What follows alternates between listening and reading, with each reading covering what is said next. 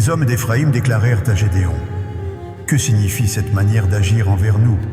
Pourquoi ne pas nous avoir convoqués quand tu es allé combattre Madian? Et ils eurent avec lui une violente querelle. Gédéon leur répondit: qu'ai-je accompli en comparaison de vous? Le grappillage d'Éphraïm ne vaut-il pas mieux que la vendange d'Abiézer? C'est entre vos mains que Dieu a livré les chefs de Madian, Oreb et Zeb. Qu'ai-je donc pu accomplir en comparaison de vous? Lorsqu'il eut ainsi parlé, leur courroux contre lui s'apaisa.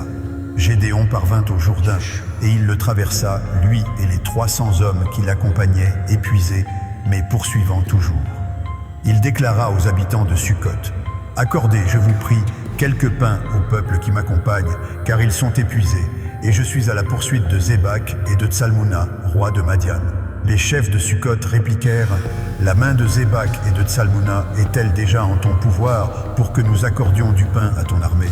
Et Gédéon déclara: eh bien, lorsque Yahweh aura livré entre mes mains Zébak et Tsalmouna, je broierai votre chair avec des épines du désert et avec des chardons. De là il monta à Pénuel, et il adressa aux habitants de Pénuel la même requête. Ils lui répondirent comme avaient répondu ceux de Sukkot. Et il déclara aussi aux habitants de Pénuel: quand je reviendrai en paix, je renverserai cette tour. Zébach et Tsalmouna étaient à Karkor avec leur armée, environ 15 milliers d'hommes, tous ceux qui étaient demeurés de l'armée entière des descendants de l'Orient. 120 milliers d'hommes, tirant l'épée, avaient été abattus. Gédéon monta par le chemin de ceux qui demeurent sous les tentes, à l'orient de Nobak et de Jogbéha, et il défit l'armée qui se croyait en sécurité. Zébach et Tsalmouna prirent la fuite précipitée. Gédéon les poursuivit, il s'empara des 2 rois de Madian, Zébach et Tsalmouna, et il mit en déroute toute l'armée. Gédéon, fils de Joas, revint de la bataille par la montée de Hérez. Il saisit d'entre les habitants de Sukkot un jeune homme qui l'interrogea, et qui lui transcrivit les noms des chefs et des anciens de Sukkot, 77 hommes. Puis il vint auprès des habitants de Sukkot et proclama: voici Zébach et Tsalmouna, au sujet desquels vous m'avez outragé, en déclarant: la main de Zébach et de Tsalmouna est-elle déjà en ton pouvoir, pour que nous accordions du pain à tes hommes épuisés? Et il prit les anciens de la ville, et châtia les habitants de Sukkot avec des épines du désert et avec des chardons. Il renversa également la tour de Pénuel et massacra les habitants de la ville. Il déclara à Zébach et à Tsalmouna: comment étaient les hommes que vous avez massacrés au Tabor? Ils répondirent: ils étaient comme toi, chacun avait l'apparence d'un fils de roi. Il déclara: c'étaient mes frères, fils de ma mère. Yahweh est vivant. Si vous les eussiez laissés vivre, je ne vous abattrai pas. Et il dit à Jéter, son premier-né: lève-toi, abatte-les. Mais le jeune homme ne tira point son épée, parce qu'il était effrayé, car il était encore un enfant.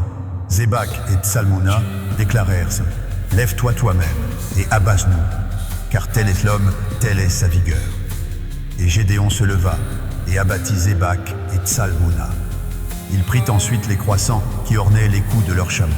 Les hommes d'Israël déclarèrent à Gédéon: domine sur nous, et toi, et ton fils, et le fils de ton fils, car tu nous as délivrés de la main de Madian. Gédéon leur répondit: je ne dominerai point sur vous, et mes fils ne domineront point sur vous. C'est Yahweh qui dominera sur vous. Gédéon leur déclara: j'ai une requête à vous adresser. Accordez-moi chacun les anneaux que vous avez obtenus pour butin. Les ennemis possédaient des anneaux d'or, car ils étaient ismaélites. Ils déclarèrent: nous les accorderons volontiers. Et ils étendirent un manteau, sur lequel chacun jeta les anneaux de son butin.